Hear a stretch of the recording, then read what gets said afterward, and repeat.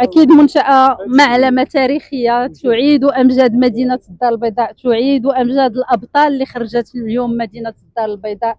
1939 معنا بطل حدانا. 1939 تم إنشاء هذه المعلمة اللي اليوم كتعاود تخرج للوجود وكتحيا في حلة جديدة وحلة رائعة.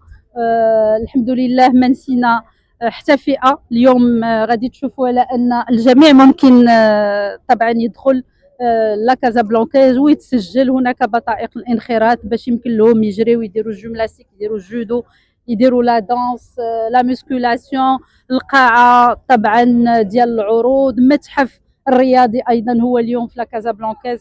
فهذا طبعا هي معلمه البيضاويين كاملين اللي كيعرفوها مزيان اليوم تفتحات في وجوههم. فمرحبا بهم في هذه المعلمه ديالهم.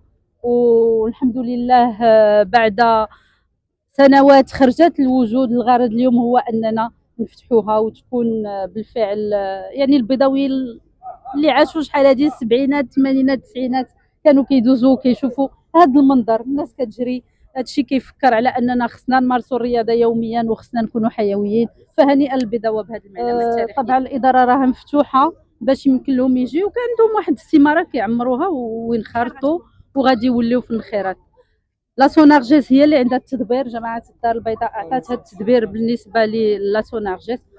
تم رمزي طبعا لان المعلمه خصها تبقى في الحله ديالها دائما ويبقى لونتروتيان. فوتينغ اللي بغى يجري، اللي بغى يتمشى، واللي بغى يدير مدرسه العاب القوى او مدرسه جيمناستيك او لي سبور دو كومبا، يعني دون لا بوكس كاين ان رينغ اللي غيكون محطوط ايتترا. المرافق هي مجهزه.